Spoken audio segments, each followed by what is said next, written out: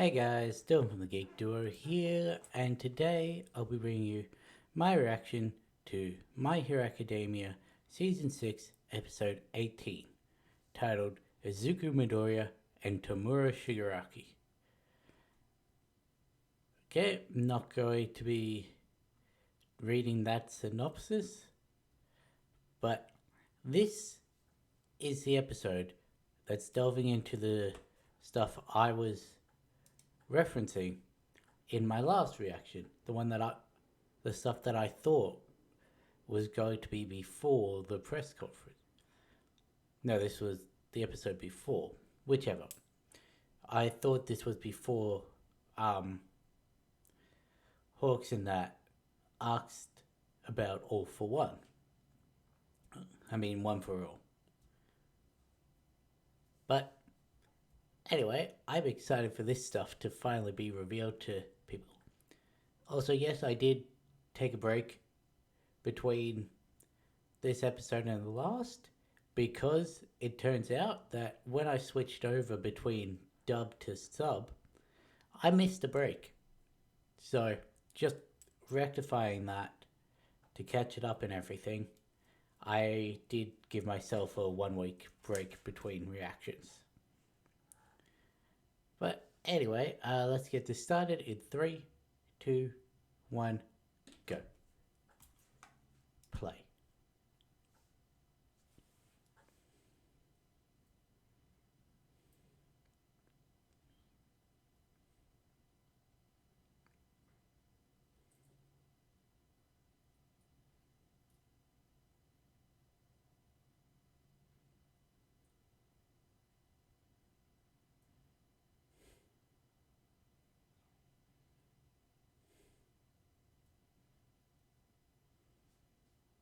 Hmm. Huh.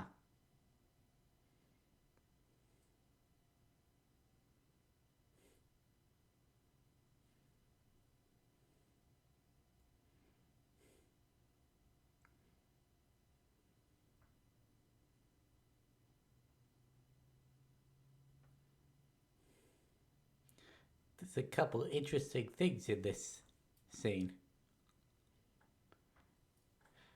Gonna full admit, I thought the one in the coat, I thought it was going to be a blue coat, not a red one.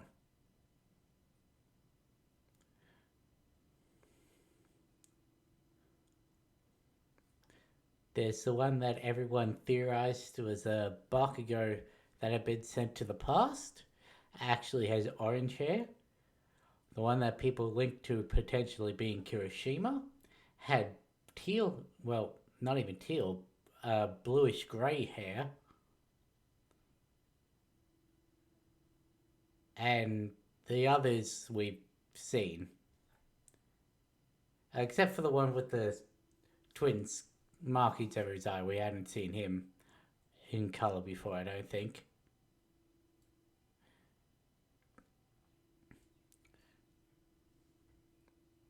What did we? I know it was said, but did they show it in colour?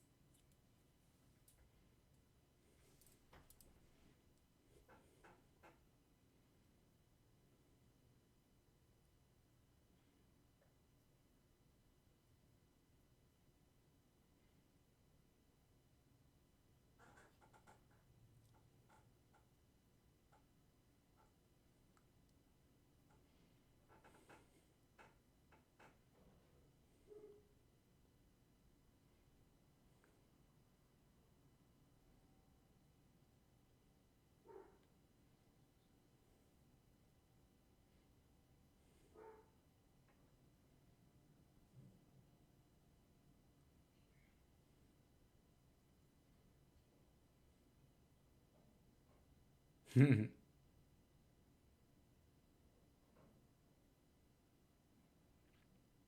also doesn't have any clothes on.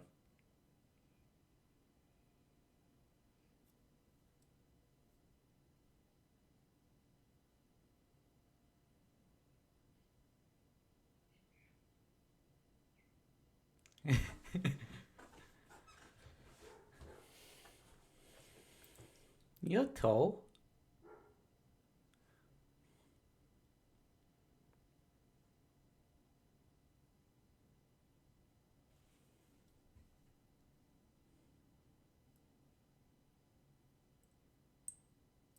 Danger sense.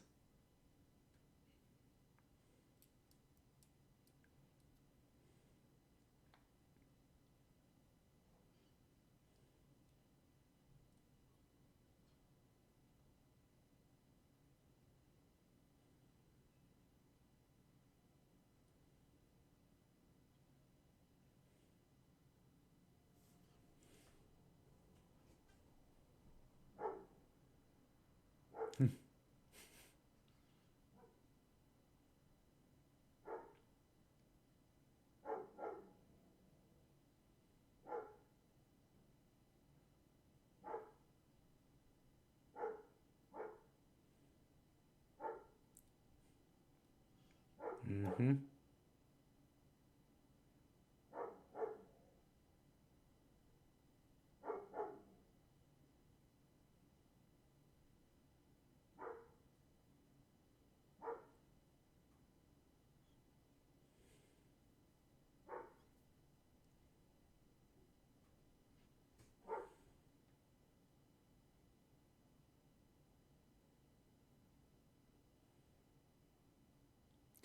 So he got it at 22.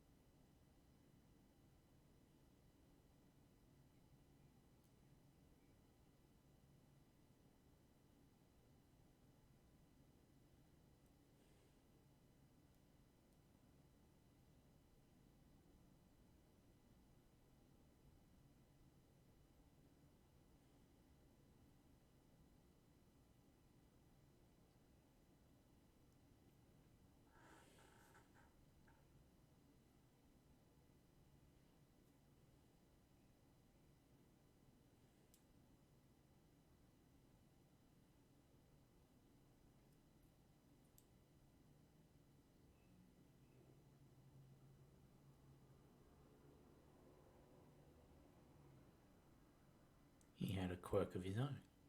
I shouldn't. I shouldn't have said it.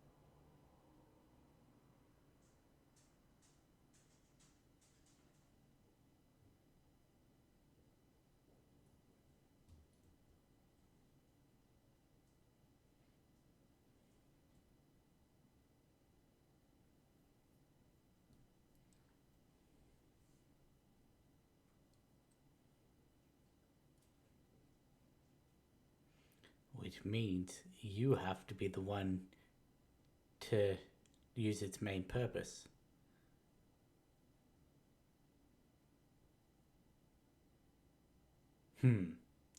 Yeah, I figured that was where the break was going to be.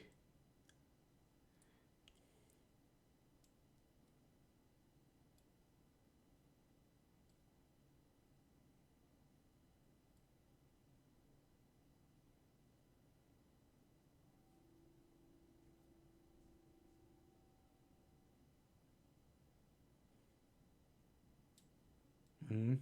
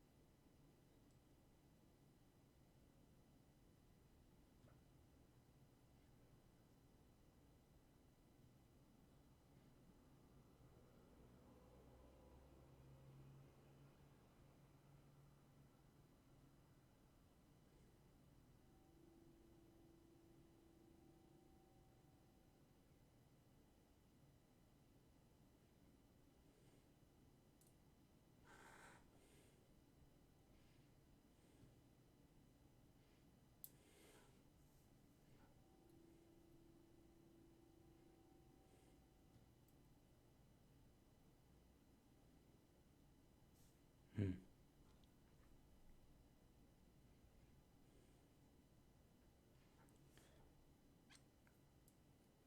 I can't really talk because A, this is a law dump and I don't want to interrupt it. And also, it's very little I could say that wouldn't spoil things.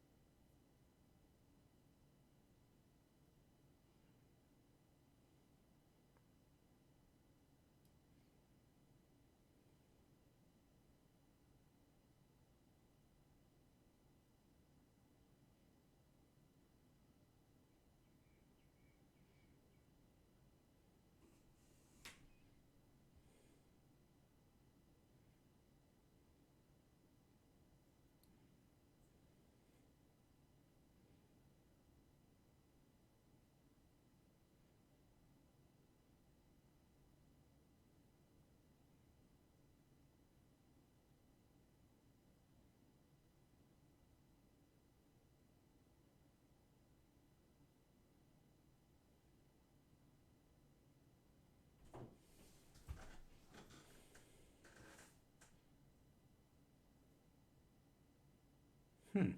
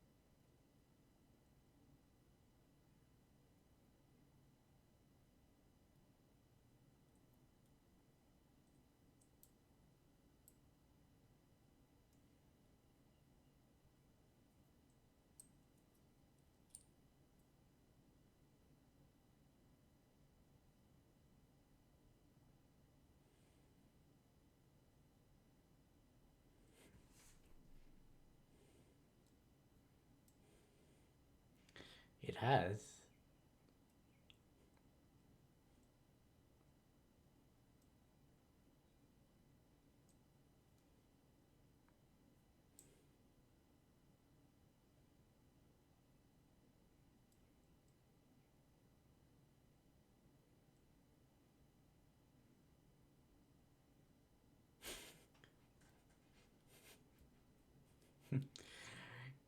He finally made his presence whole within the quirk. He made it his own.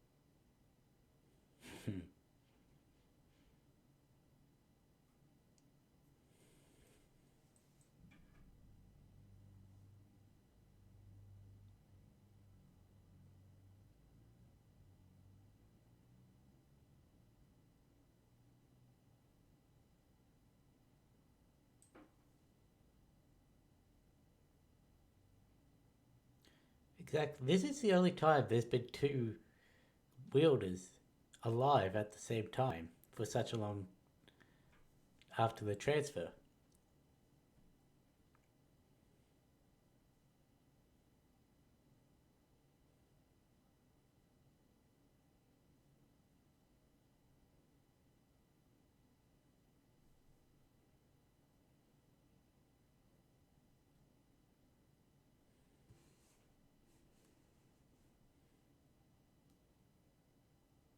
You know, what are you doing?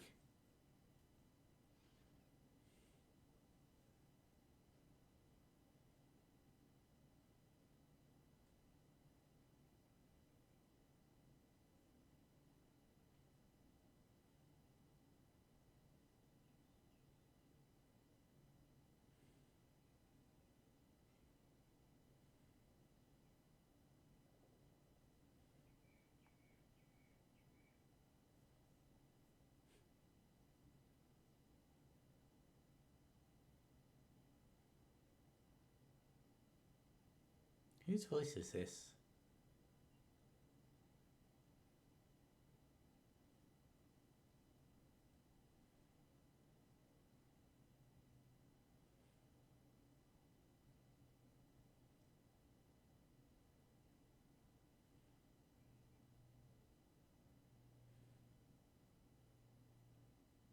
So it was before the press conference. I was correct. I just had the.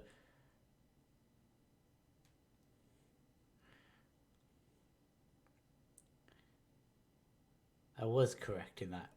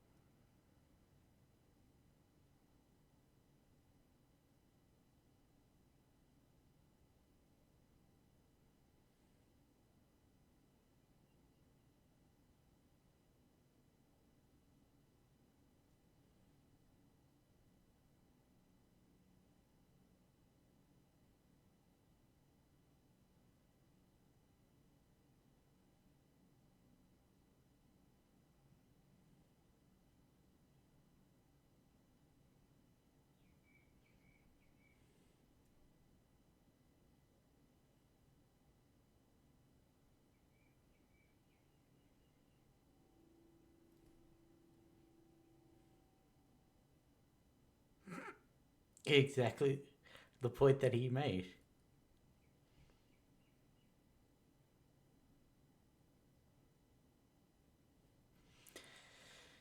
wouldn't change anything no matter how they presented it.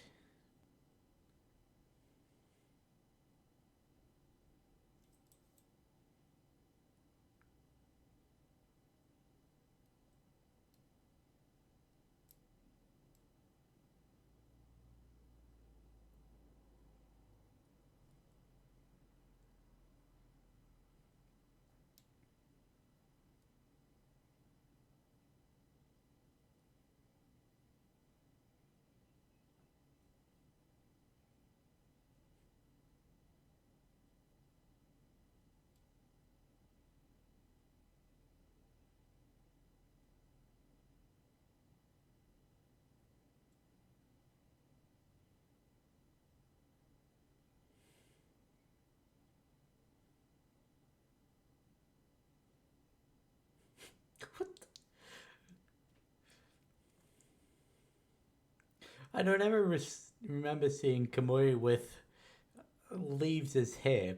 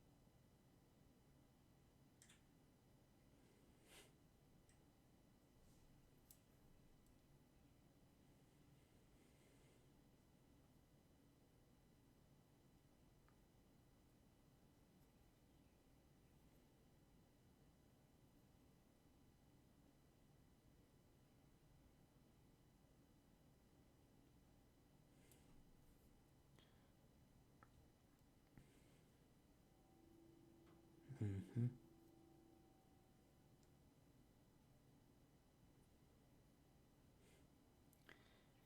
And now we have what is widely regarded as one of the better, like the top arcs of this manga.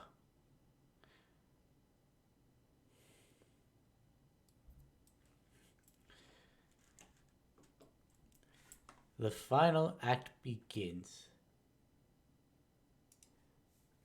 I may have forgotten about the preview, so here we go.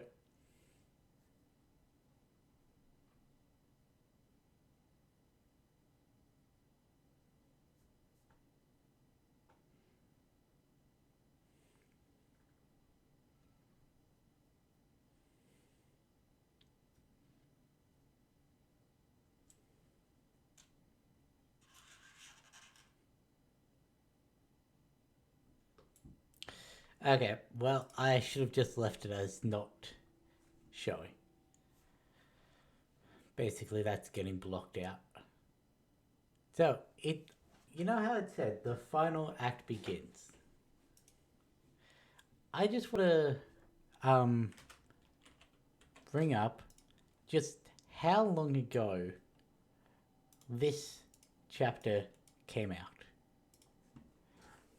So, we're looking maybe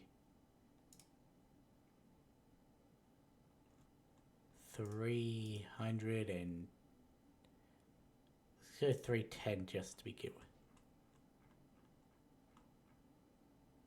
Nope, that's still a bit too far. Let's try 300.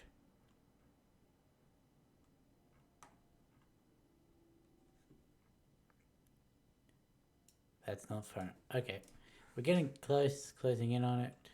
That's the Endeavor stuff.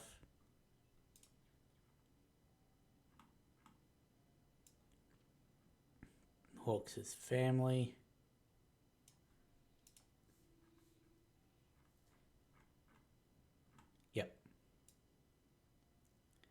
So this episode started with chapter 304.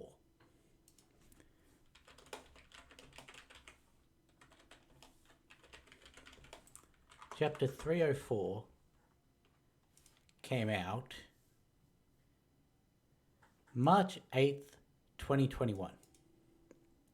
It is now, at the point of recording this, or well, the date that this is uploading, the 28th of February 2023. So we are still almost 2 years behind.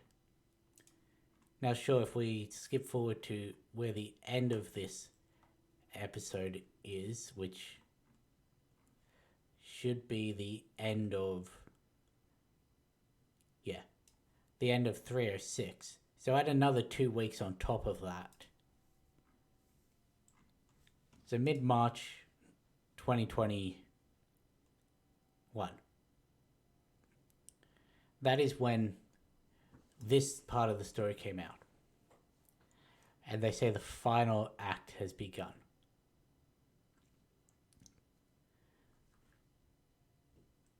But I just wanted to make that clear. There's still a chunk of the story left.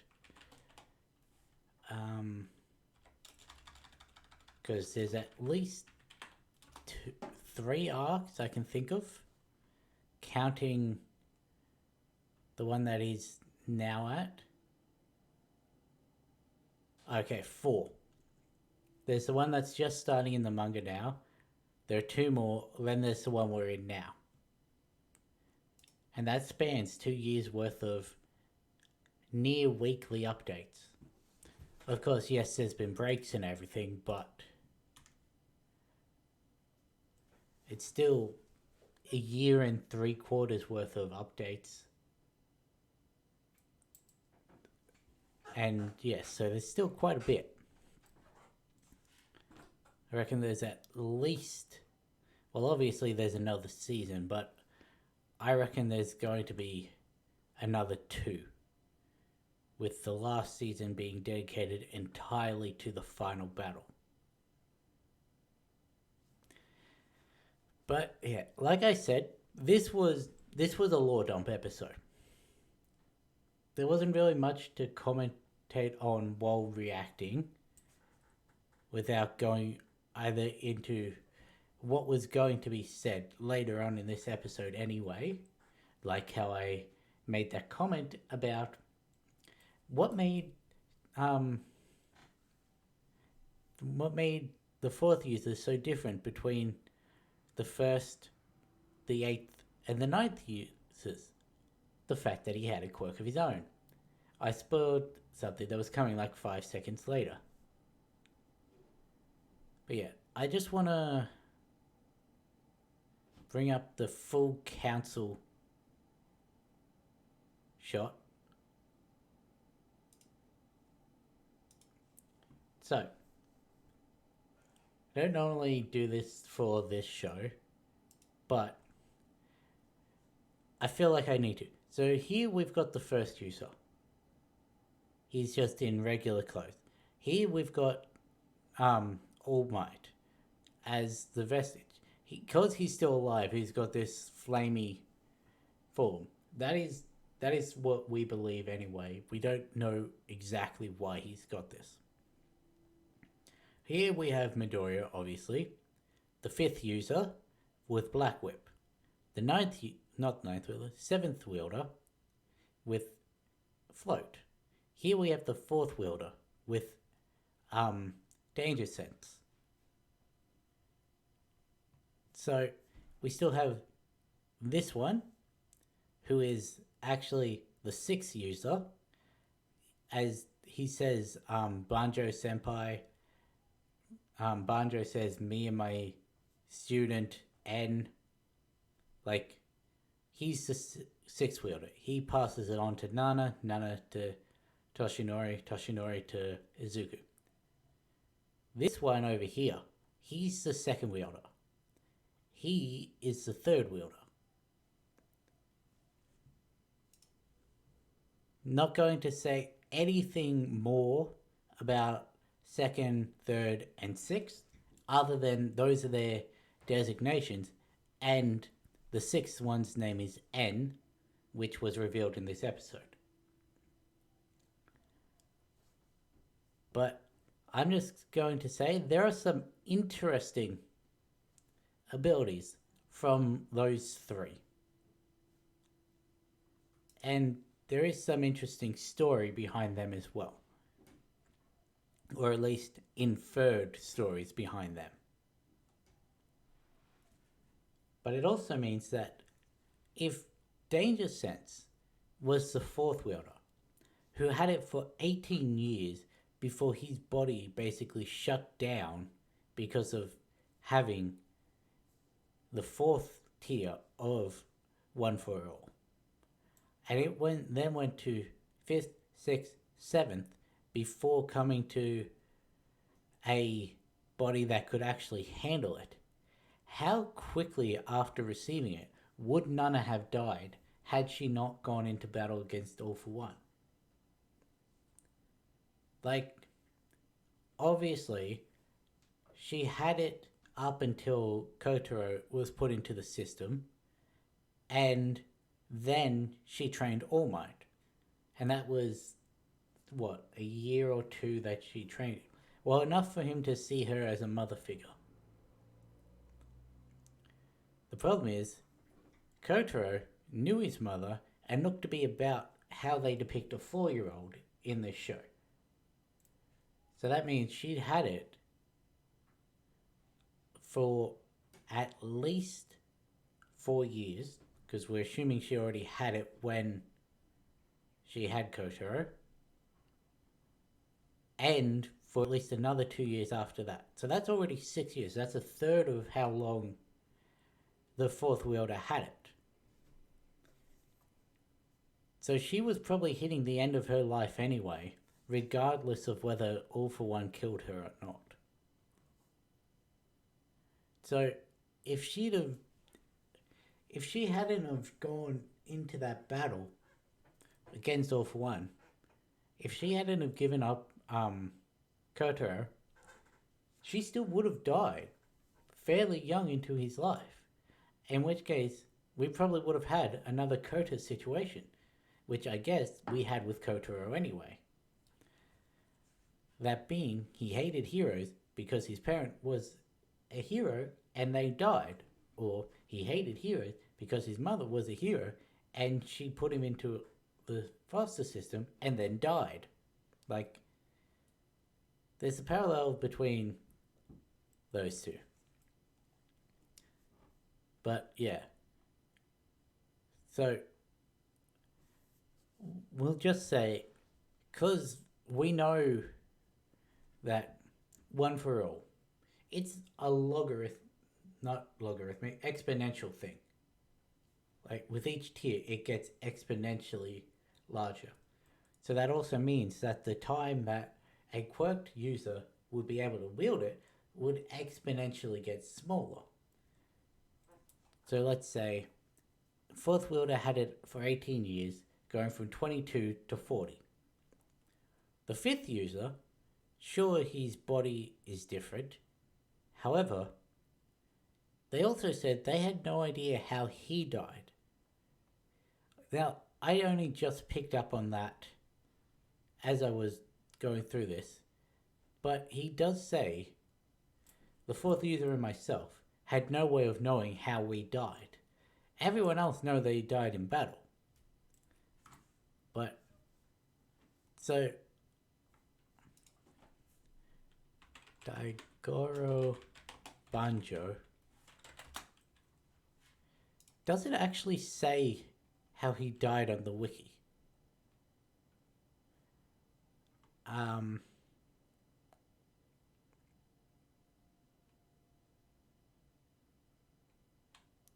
Okay, he's listed as having been killed by All for One after transferring it.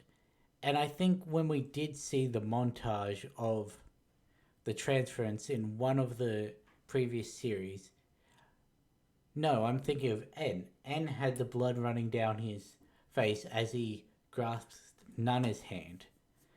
I forget how Bunjo was depicted in that. Huh. But yeah. This council of All for One wielders, there's a lot about them that can be brought to the attention going off of only what we've seen in this episode. But yeah, I sort of got off my train of thought as to how long each wielder would have been able to live after the fourth wielder. But anyway, I'm just going to end this here because I'm rambling at this moment. I'll catch you in the next one.